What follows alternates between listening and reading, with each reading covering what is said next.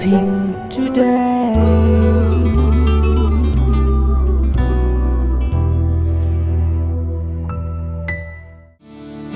This program is sponsored by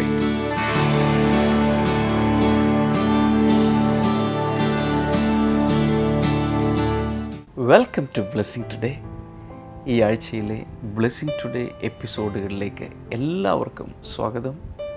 ഇന്നത്തെ എപ്പിസോഡിൻ്റെ സ്പോൺസേഴ്സിന് വേണ്ടി നമുക്കെല്ലാവർക്കും ചേർന്ന് പ്രാർത്ഥിക്കാം. അവരോടുള്ള പ്രത്യേകിച്ചുള്ള നന്ദി ഈ സമയത്ത് അറിയിക്കുന്നു. അപ്പോൾ തന്നെ ഇതിനു മുൻപുള്ള ഒത്തിരി എപ്പിസോഡുകൾ സ്പോൺസർ ചെയ്ത എല്ലാവരോടും പ്രത്യേകിച്ച് നന്ദി അറിയിക്കുന്നു. നമുക്ക് ഒരുമിച്ച് ചേർന്ന് ഈ സമയത്ത് പ്രാർത്ഥിക്കാം. നല്ല കർത്താവേ, മധുരയിൽ നിന്നുള്ള വെൽവിഷർക്കായി ഞങ്ങൾ പ്രാർത്ഥിക്കുന്നു. തൻ്റെ മകന് നല്ല ഒരു ജോലി ലഭിക്കുവാൻ, ഒരു വീട് ലഭിക്കുവാൻ, വിവാഹം നടക്കുവാൻ കർത്താവ് സഹായിക്കുമാറാകണമേ. മുംബൈയിൽ നിന്നുള്ള സിനി പരമേശ്വറിന് വേണ്ടി പ്രാർത്ഥിക്കുന്നു.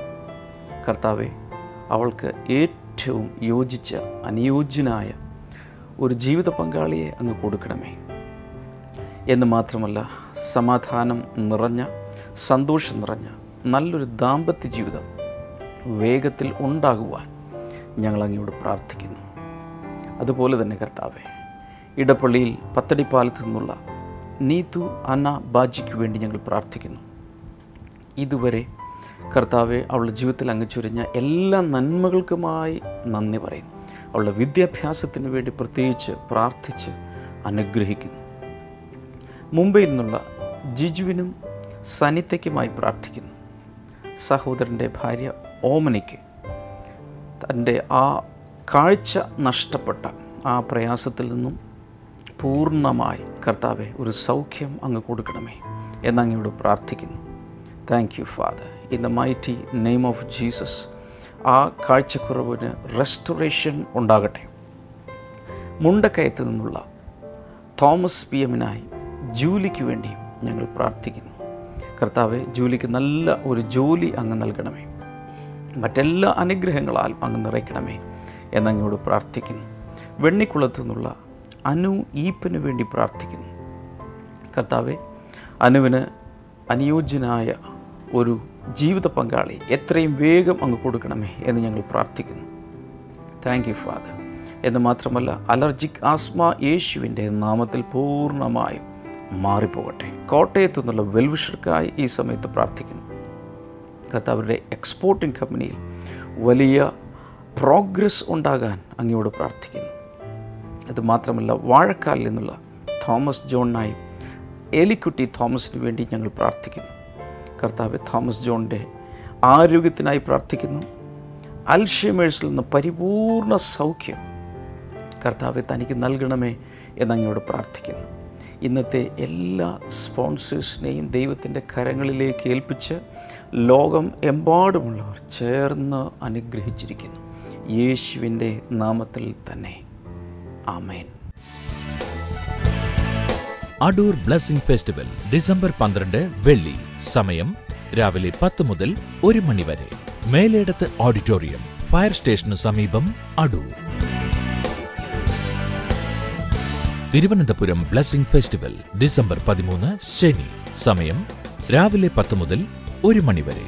Bishop Perera hall, Nandavanam road, Palayam, Thiruvananthapuram.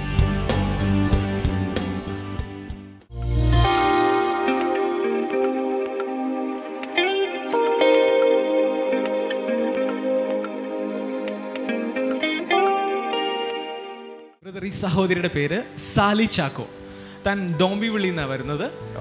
താൻ പറയുന്ന സാക്ഷ്യം എന്നുള്ളത് തനിക്ക് ശരീരത്തിൽ ഒരു രോഗസൗഖ്യം, അതുപോലെ തന്നെ സാമ്പത്തികമായ ഒരു വിടുതലിന്റെ സാക്ഷ്യമാണ്. തനിക്ക് 44 വയസ്സുണ്ട്. 27-28 വയസ്സ് മുതൽ തനിക്ക് ആസ്മയുടെ പ്രശ്നം ഉണ്ടായിരുന്നു. ആസ്മയുടെ പ്രശ്നം ഉണ്ടായിരുന്നു. ഏകദേശം 27-28 വയസ്സിലാണ് അത് ആരംഭിക്കുന്നത്. താൻ പറയുന്നത് തനിക്ക് അതുമൂലം തനിക്ക് മാസത്തിൽ ഒരിക്കലെങ്കിലും തനിക്ക് ഹോസ്പിറ്റലിൽ അഡ്മിറ്റ് ആവേണ്ടി വരും. ഈ ഇത്രയും വർഷങ്ങൾ ഇതുപോലെ അഡ്മിറ്റ് ആവേണ്ടി വരും. അതുപോലെ സിവിയർ ആവും. ഏകദേശം 15 വർഷം. അതുപോലെ അഡ്മിറ്റ് ആവും. താൻ പറയുന്നത് ഇങ്ങനെയാണ്, തനിക്ക് രാത്രി കാലങ്ങളിൽ ഉറങ്ങാൻ സാധിക്കില്ല, തൻ്റെ ഹസ്ബൻഡാണ് തനിക്ക് വേണ്ട കാര്യങ്ങൾ ചെയ്തു കൊടുക്കുന്നത്, വീട്ടിലെ ജോലി പല പല കാര്യങ്ങളിലെല്ലാം തനിക്ക് വ്യാപൃതനാകാൻ സാധിക്കാത്തത് കൊണ്ട് ഹസ്ബൻഡാണ് തന്നെ എല്ലാ കാര്യത്തിലും സഹായിച്ചുകൊണ്ടിരുന്നത്. താൻ പറയുന്നത് ഇങ്ങനെയാണ്, 2012 താൻ ബ്ലെസ്സിങ്ങിലൂടെ കാണുന്ന ഒരു സ്ഥിരം പ്രേക്ഷകയാണ്. താൻ പറയുന്നത് അന്ന് 2012 ഒരു ദിവസം താൻ ബ്ലെസ്സിങ്ങിലൂടെ TV പ്രോഗ്രാം കണ്ടുകൊണ്ടിരിക്കുന്ന സമയത്ത് ഒരു സാക്ഷ്യം താൻ കണ്ടു. ഇതുപോലെ ആസ്മ സൗഖ്യമായി ഒരു വ്യക്തി സാക്ഷ്യം പറയുന്ന ഒരു സാക്ഷ്യം കണ്ടിരുന്നു. അന്ന് ബ്രദർ പ്രാർത്ഥിച്ചു. അതിനുശേഷം ബ്രദർ പ്രാർത്ഥിച്ചു, ഇതുപോലെ ആസ്മ രോഗികൾ കാണുന്നവർ അവർ സൗഖ്യമാകട്ടെ എന്ന് പറഞ്ഞ് പ്രാർത്ഥിച്ചു. താൻ പറയുന്നത് ആ സമയത്ത് തൻ്റെ ശരീരത്തിലേക്ക് എന്തോ ഒരു വലിയ ശക്തി കടന്നു വരുന്നത് പോലെ തനിക്ക് അനുഭവപ്പെട്ടു. സാക്ഷ്യം കണ്ടുകൊണ്ടിരിക്കുമ്പോൾ പ്രാർത്ഥിച്ചുകൊണ്ടിരിക്കുന്ന സമയത്ത് താൻ പറയുന്നത് തനിക്ക് തൻ്റെ ശരീരമൊക്കെ മുഴുവനും വിറയ്ക്കുവാനായി തുടങ്ങി. ആ സമയത്ത് അന്ന് മുതൽ താൻ പറയുന്നത് തനിക്ക് അന്ന് വരെ ഉണ്ടായിരുന്ന അത്ര സിവിയർ ആയിരുന്ന ആസ്മ പിന്നീട് ഇതുവരെ വന്നിട്ടില്ല. 2012 സംഭവം നടക്കുന്നത്. 12 ഇത് നടക്കുന്നത്. ഇത് വീട്ടിൽ വെച്ചാണോ ഇത് കാണുന്നത്? വീട്ടിൽ വെച്ചാണ് കാണുന്നത്. ആ സമയത്തുണ്ടായ ആ അനുഭവം ഇപ്പൊ എബിൻ പറഞ്ഞു, അത് ഒന്ന് സ്വന്തം വാക്കുകളിലൊന്ന് പറഞ്ഞ അനുഭവിച്ചത് എന്താണെന്നൊന്ന് പറയാമോ? ബ്രദർ വന്നിട്ട് TV-ക്കകത്തൂടെ പ്രാർത്ഥിച്ചുകൊണ്ടിരിക്കുമ്പോൾ എൻ്റെ ഹസ്ബൻഡ് പറഞ്ഞു, എടി നിന്നെ പറ്റിയുള്ളതാണ് പറയുന്നത്, നമുക്ക് രണ്ടുപേർ കൂടി ഇരുന്നിട്ട് പ്രാർത്ഥിക്കാമെന്ന് പറഞ്ഞു. അങ്ങനെ ഞങ്ങൾ പ്രാർത്ഥിച്ചുകൊണ്ടിരുന്നപ്പം തന്നെ ബ്രദർ ഇത് പറഞ്ഞു, ആസ്തമ രോഗിയുള്ളവർ വേണ്ടി പ്രാർത്ഥിക്കുന്നു. അന്നൊരു സാക്ഷ്യവും ഉണ്ടായിരുന്നു. അപ്പം ഞാനും ഉറച്ച് പ്രാർത്ഥിച്ചു, വിശ്വസിച്ചു. പിന്നെ അത് കഴിഞ്ഞ പിന്നെ ഞാൻ ദൈവത്തിൽ ഒത്തിരി വിശ്വസിച്ചു കഴിഞ്ഞു. ഇതുവരെ എനിക്ക് വന്നിട്ടില്ല. ഏകദേശം 2 വർഷമായി ഇതുവരെ വന്നിട്ടില്ല. ഹോസ്പിറ്റലിൽ അഡ്മിറ്റ് ആയിട്ടില്ല. എൻ്റെ ഫ്രണ്ട്സുകളും ബന്ധുക്കാരും എല്ലാം ഉണ്ട് ഇതിനകത്ത്, അവർക്കെല്ലാം അറിയാവുന്നതാണ്. ഒത്തിരി അനുഭവിച്ചു ഞാൻ. രാത്രിയിലൊന്നും ഉറക്കമില്ല. ഹോസ്പിറ്റലിൽ കൊണ്ട് ഓക്സിജൻ ഇട്ട് കിടക്കും. ഓക്സിജൻ ഇടാനാണ് ഹോസ്പിറ്റലിൽ കൊണ്ടുപോകുന്നത്. അത്രത്തോളം ബ്രീത്തിങ് പ്രോബ്ലം ആയിരുന്നു. സിസ്റ്ററെ, വലിയ സന്തോഷമുണ്ട് ഇത് കേട്ടിട്ട്. കാരണം 15 വർഷം ആസ്മയിൽ രാത്രി ഉറങ്ങാൻ കഴിയുന്നത് ഹസ്ബൻഡാണ്. ഇത് ഇപ്പൊ വീട്ടുജോലിയെല്ലാം തന്നെ ചെയ്യാൻ പറ്റും, എല്ലാം ചെയ്യാൻ പറ്റും. ഇതാണ് ഒരു സാക്ഷ്യം. ഇനി എന്തോ കൂടി മറ്റൊരു സാക്ഷ്യം എന്നുള്ളത്, തനിക്ക് 6 ലക്ഷത്തോളം രൂപ കടമുണ്ടായിരുന്നു. ഒരു സ്ഥലം വാങ്ങിക്കുവാൻ വേണ്ടിയിട്ട് എടുത്ത കടമാണ്. അങ്ങനെ 6 ലക്ഷത്തോളം കടമുണ്ടായിരുന്നു. താൻ പറയുന്നത് കഴിഞ്ഞ വർഷം താൻ ഇവിടെ ബ്ലെസ്സിംഗ് ഫെസ്റ്റിവൽ ബോംബെയിൽ നടക്കുമ്പോൾ അന്ന് താൻ ഇവിടെ വന്ന് പ്രാർത്ഥിക്കുന്ന ഇവിടെ തന്നെ ഈ ഹോളിൽ നടക്കുന്ന സമയത്ത് അന്ന് ഇവിടെ വരുമ്പോൾ 6 ലക്ഷം രൂപ കടമുണ്ട്. കടത്തിലാണ് താൻ ഇവിടെ വന്ന് പ്രാർത്ഥിച്ചത്. എന്നാൽ നടന്ന സംഭവം എന്നുള്ളത്, ഇന്ന് താനിപ്പോൾ ഇവിടെ നിൽക്കുമ്പോൾ, ഇന്ന് ഈ വർഷം 1 വർഷത്തിന് ശേഷം ഇവിടെ നിൽക്കുമ്പോൾ ആ ഒരു കടവുമില്ല, ഒന്നുമില്ല. കർത്താവ് പൂർണ്ണമായും എടുത്തു മാറ്റിയിട്ടാണ്, ഫ്രീ ആയിട്ടാണ് താനിപ്പോൾ ഇവിടെ നിൽക്കുന്നത്. ഞങ്ങൾ സാധാരണ കൊച്ചിയിൽ ഞങ്ങൾ എപ്പോഴും പറയുന്നൊരു കാര്യം, യേശുവിനെ കിട്ടിയാൽ എല്ലാം കിട്ടും. ഒന്ന് പറഞ്ഞു നോക്കിയേ, ഇങ്ങനെ ഒന്ന് കൈ പിടിച്ചേ, ഇങ്ങനെ ഒന്ന് പൊക്കിക്കൊണ്ട് പറഞ്ഞ, യേശുവിനെ കിട്ടിയാൽ എല്ലാം കിട്ടും. ശരിക്കങ്ങ് പറ, മുദ്രാവാക്യം പോലെ, യേശുവിനെ കിട്ടിയാൽ എല്ലാം കിട്ടും. കുറച്ചുകൂടി ഉറക്കെ. ഇത് ഈ മുദ്രാവാക്യമൊക്കെ പറയാൻ കാരണം ഒത്തിരി പേരുടെ സാക്ഷ്യങ്ങൾ കേട്ടിട്ടാണ്. യേശുവിനെ അവർ ഹൃദയത്തിലേക്ക് സ്വീകരിച്ച് ഓരോ ചുവട് യേശുവിന് വേണ്ടി വയ്ക്കാൻ തുടങ്ങിയപ്പോൾ, ഇപ്പോൾ എവിടെയാണെങ്കിൽ രോഗസൗഖ്യം കർത്താവ് കൊടുത്തു. കടബാധ്യതയുണ്ടായിരുന്നു. കഴിഞ്ഞ വർഷം ഈ ഹാളിൽ വരുമ്പോൾ കടബാധ്യതയുണ്ട്. 1 വർഷം കഴിയുമ്പോൾ ഡെറ്റ് ഫ്രീ ആയി ഈ സഹോദരി ഇവിടെ നിൽക്കുകയാണ്. അതാണ് ഞാൻ പറഞ്ഞത്, യേശുവിനെ കൂട്ടുപിടിച്ചാൽ എല്ലാ കാര്യങ്ങൾക്കും പരിഹാരം ഉണ്ടായിരിക്കും. എത്ര പേർ ഉറക്കെ ആമേൻ പറയും? കർത്താവേ, ഈ സഹോദരിയോട് ചേർന്ന് ഞങ്ങൾ ഈ സമയത്ത് പ്രാർത്ഥിക്കുക. ലോകം എമ്പാടും ആസ്മ രോഗമോ മറ്റ് രീതിയിലുള്ള രോഗങ്ങളോ ആയി വർഷങ്ങളോ മാസങ്ങളോ സഹിക്കുന്നവർ കർത്താവായ യേശുവിൻ്റെ നാമത്തിൽ ഈ സമയത്ത് സൗഖ്യമാകാൻ തുടങ്ങട്ടെ. In Jesus name. എയ്ഡ്സ് രോഗികൾ യേശുവിൻ്റെ നാമത്തിൽ സൗഖ്യമാകട്ടെ. കുഞ്ഞുങ്ങളില്ലാത്തവർക്ക് കുഞ്ഞുങ്ങൾ പിറക്കാൻ തുടങ്ങട്ടെ എന്ന് ഞങ്ങൾ പ്രാർത്ഥിക്കുന്നു. സാമ്പത്തിക ബുദ്ധിമുട്ടുള്ളവർ ആ കടബാധ്യതയിൽ നിന്നും ഞെരുക്കങ്ങളിൽ നിന്നും യേശു കർത്താവിൻ്റെ നാമത്തിൽ പുറത്തു വരട്ടെ എന്ന് ഞങ്ങൾ പ്രാർത്ഥിക്കുന്നു. Thank you father. ഞങ്ങൾ പ്രാർത്ഥന കേട്ടതിനായി നന്ദി. ഈ സഹോദരി അനുഗ്രഹത്തോടെ അയക്കുന്നു. യേശുവിൻ്റെ സാക്ഷിയായി അന്ത്യം വരെ ജീവിക്കട്ടെ. In Jesus name.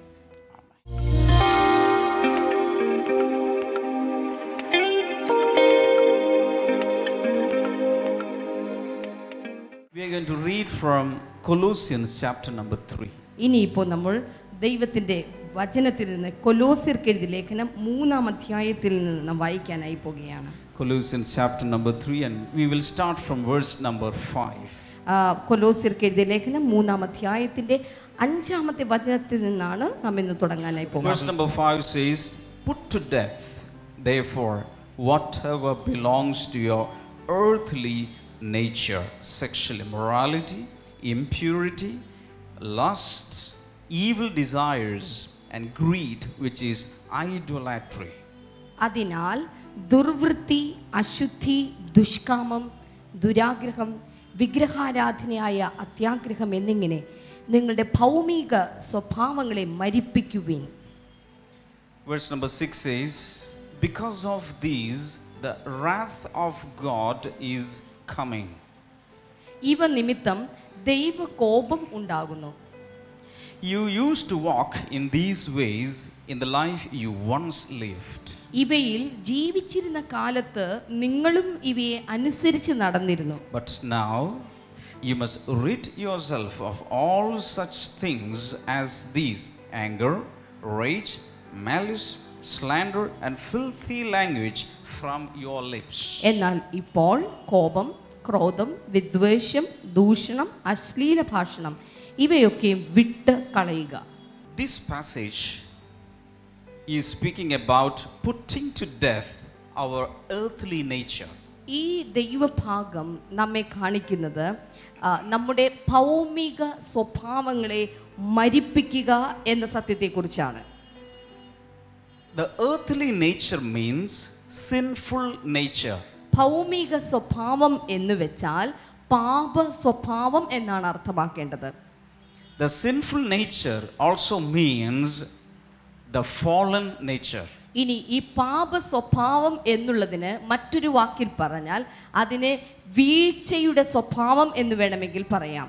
The Bible calls all people sinners basically.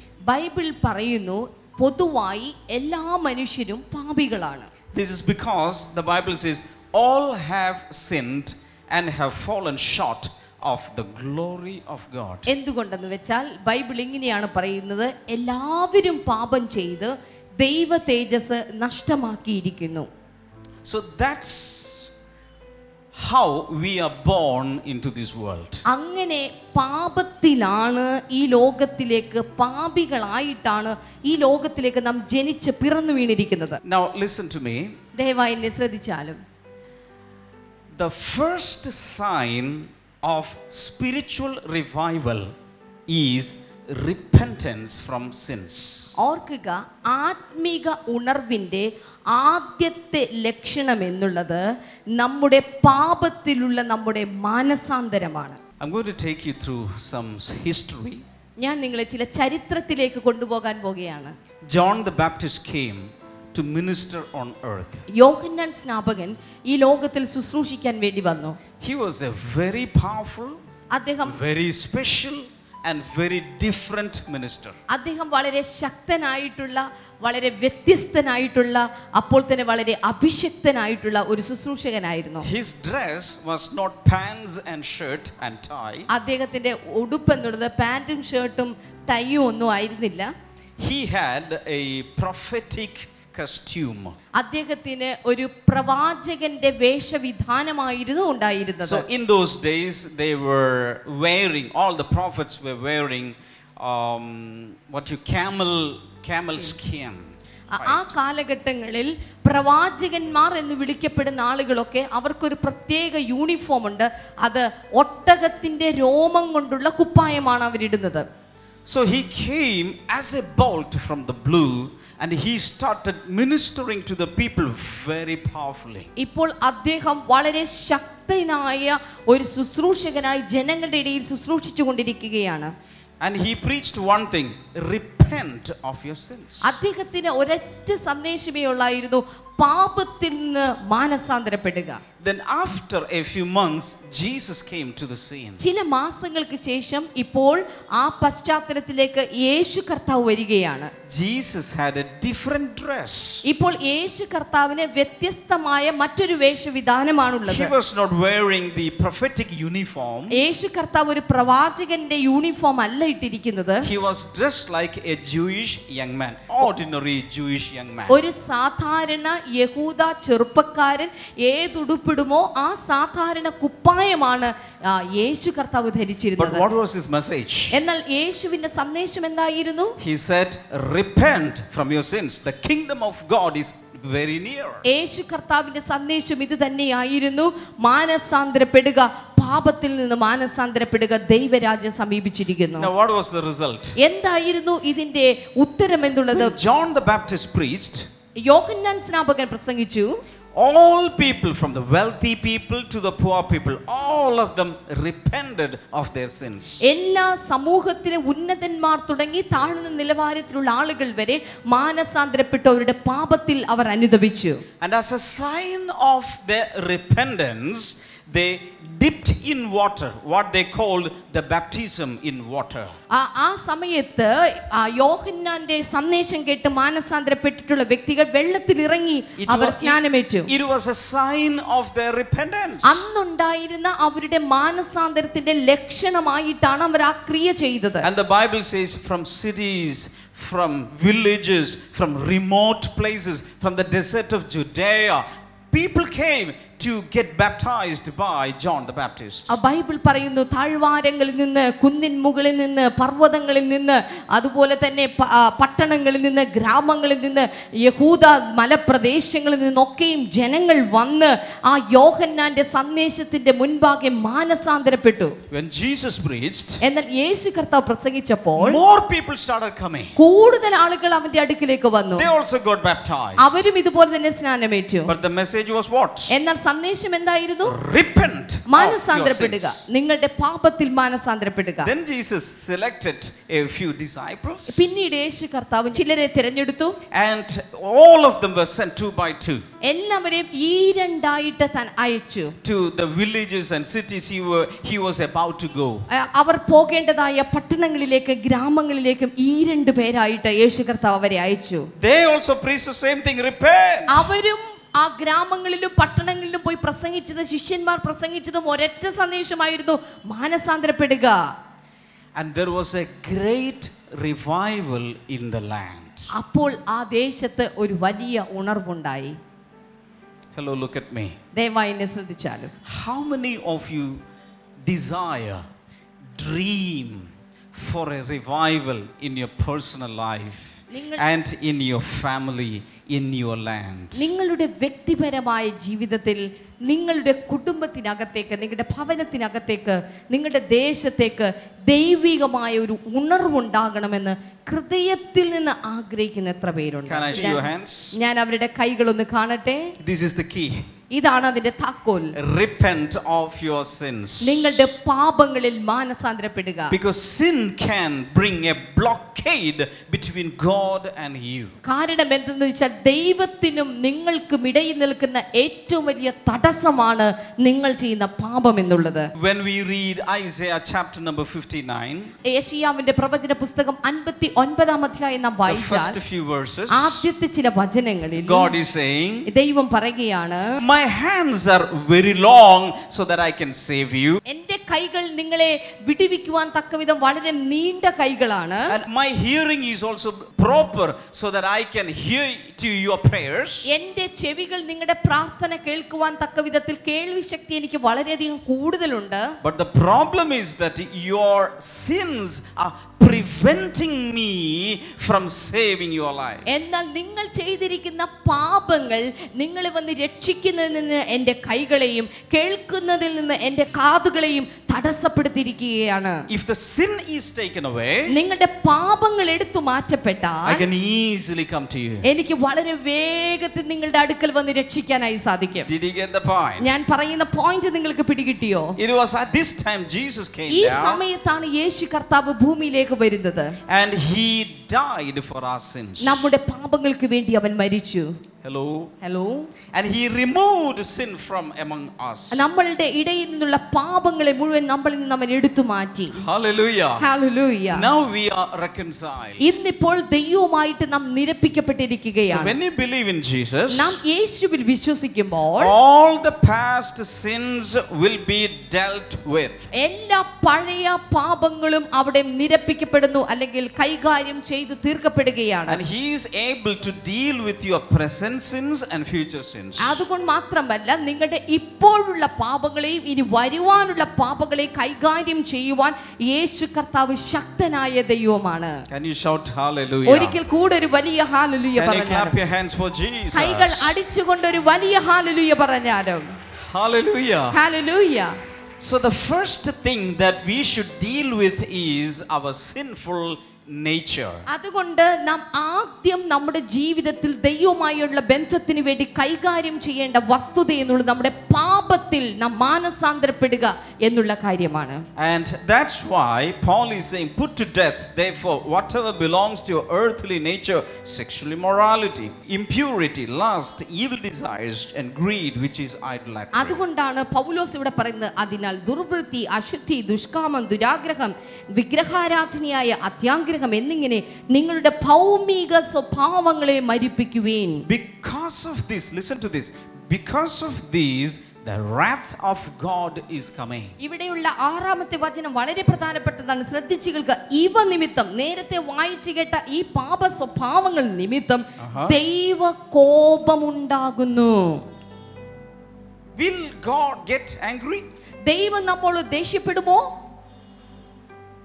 God loves us. ദൈവം നമ്മെ സ്നേഹിക്കുന്നു. He is not angry at us. ദൈവത്തിന് നമ്മോട് ഒരിക്കലും ദേഷ്യപ്പെടാൻ But ഇഷ്ടമില്ല. he is angry at all the sinful nature. എന്നാൽ നമ്മുടെ പാപ സ്വഭാവങ്ങളുടെ മേൽ ദൈവം നമ്മോട് ദേഷ്യം പുലർത്തുന്നു.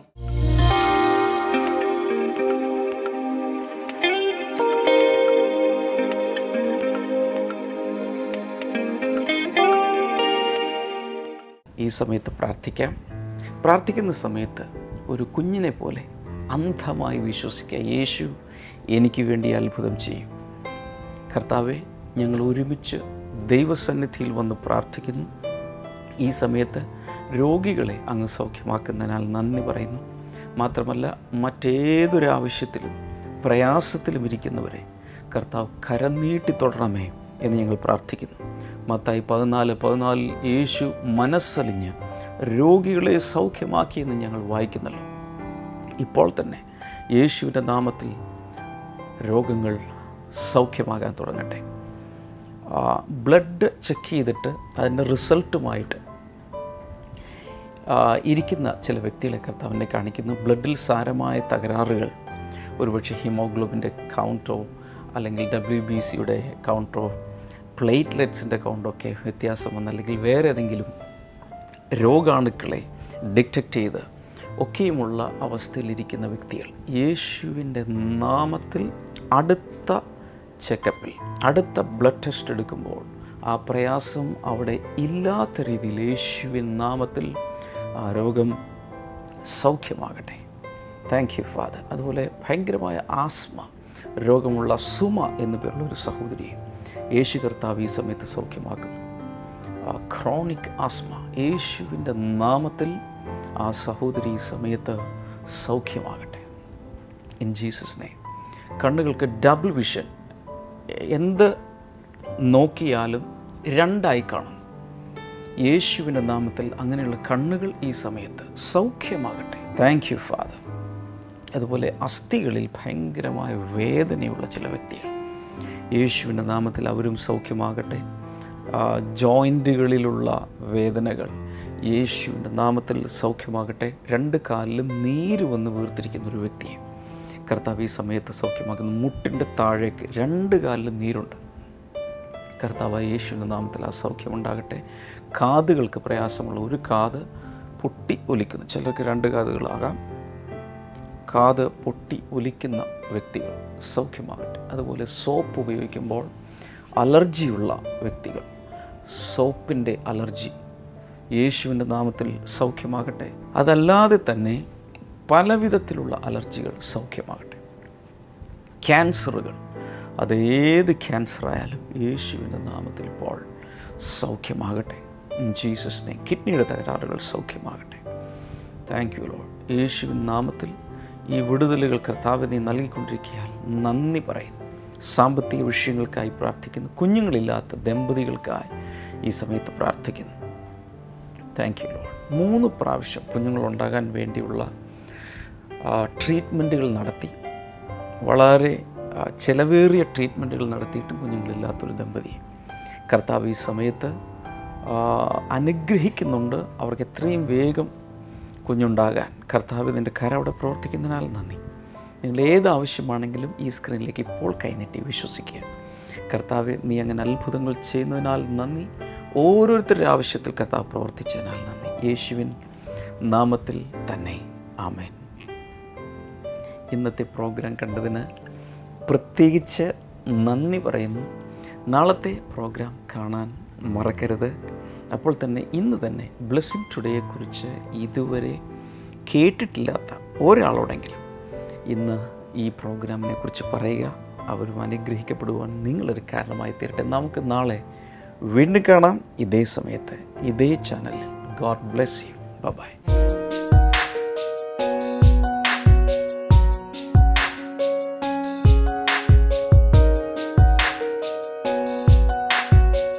Welcome back to Bible and you. ഇന്നത്തെ ചോദ്യം ഇതാണ്: നീ എന്റെ പുരയ്ക്കകത്ത് വരുവാൻ ഞാൻ യോഗ്യനല്ല എന്ന് പറഞ്ഞതാര്? Who said that he was not worthy to have Jesus into his house? Options: A. ശതാധിപൻ, B. പത്രോസ്, C. ശലോമോൻ, D. കപടഭക്തിക്കാർ.